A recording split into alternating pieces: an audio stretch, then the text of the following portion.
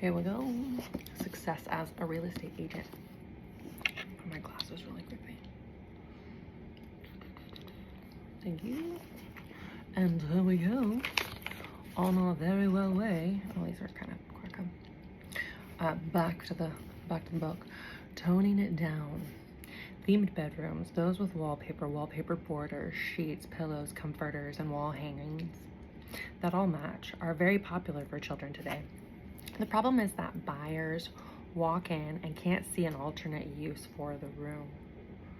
And if they can actually see an alternate use, they may also see the considerable expense and effort it will take to get the room from where it is to where they'd like it to be in terms of decoration and usability. As a result, the buyers will likely offer a lower price if they make an offer at all in order to cover the costs they anticipate when replacing the theme with a more neutral design. Be on the lookout for the following red flags: loud and outlandish paint colors or wall coverings, immediately visible and highly personalized themes. For example, a vibrant pink bedroom with lots of stuffed animals may be off-putting to empty nesters or a family that has only boys. Explain to the sellers that some buyers may be design challenged and may have little sense of how to redecorate or how much it costs to paint or wallpaper a room. Tell them that a more neutral design will attract more buyer interest and command a higher price. Making a cleanup checklist. Don't assume the sellers understand what needs to be done before a showing, even if they've bought and sold a home before. Take a proactive stance by providing a detailed step-by-step checklist of the steps they need to take before the first buyer presentation. Figure 15.1. A good sample to follow is, or as you provide your clients with valuable counsel and help them ready their home for presentation. For most buyers, selecting a home isn't a logical undertaking. Making a great impression, final ways. Instead, it's more of an emotional upheaval. Most buyers are swayed by the initial emotions they feel when they first step through the door of a potential new home. Almost instantly, the home either feels right or it feels wrong. Rarely do people warm up to a home. After buyers receive a first impression, they soon figure out whether a home is the one. The first impression can be the beginning of a sales success, or it can be a prohibitive factor that will be difficult to overcome. I remember hearing my mother tell the story of helping my grandmother find a home to buy. They had looked at many homes before. They walked into one that my grandmother actually liked. In fact, within 2 minutes, she was dancing around the house saying, "This is the one I'm going to buy. I want this house now."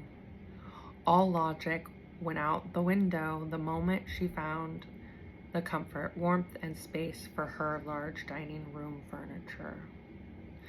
It didn't matter that the home was next door to a car wash. It felt right to her, and she bought it that day. Good first impressions, feelings, and emotions control the sale, and logic takes a distant second place in the discussion process. For this season, you want to ensure that your home makes a good impression with potential buyers. In the following sections, I share a few finishing touches that can make all the difference. Enhancing the first glance. A home has 10 seconds to make a good impression. All the senses are in play, and a home either passes or fails the initial test. Use this advice to positively engage all the senses in the first moments of the buying experience. Scent. Fill the room with smells that invoke feelings of comfort, warmth, and calmness. Suggest that the sellers bake cookies, bread, or something that fills the home with a warm, milk-like aroma prior to presentation. If your clients aren't quite Martha Stewart types, suggest that they put a few drops of vanilla on some aluminum foil in a warm oven, or create a positive aroma with potpourri or candles. Doesn't overdo it with the senses. A scent that is too strong can drive buyers out of the home before they even get a good look. Sound. Play soft, soothing music that is universally acceptable, such as a classical pieces with limited instruments, or even just piano music. Gangsters rap or loud rock is inadvisable. If the home has a sound system wired throughout each room, your music selections also give you an opportunity to demonstrate this feature of the home. Ambience. Ask the sellers to create a visually inviting environment by preparing a nicely set dining room table. Suggest that they place small flower arrangements in various rooms. You may even recommend that they build a fire in the fireplace if the home is for sale during the fall or winter months. Brightness. Open all the blinds and draperies and let in natural light and make the home appear larger. Also, turn on lights in corner areas to pull the eye to the perimeter of the room and provide a sense of expanded space. Helping the buyer move in. When showing a property to buyers, your job is to help clients imagine living in the home. The more quickly you can get them thinking about actually moving into the house, the more quickly you'll help them make their decision. The way to help the buyer mentally move in is to ask questions like these.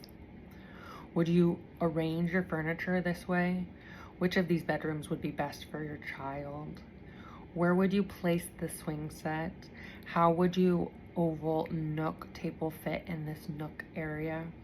Where in the garage would you put your workbench? Where do you think the big screen TV could go? What do you feel is the best location for your piano? Any question that engages the buyer's imagination is a good question. If the answers convey negative feedback, the home is probably not the right one for the buyer. After you realize this fact, you can cross it off the list and move on to another home. I've watched too many agents walk buyers through a home making absurd comments like, "This is the family room," as if the clients may have mistaken it for a kitchen.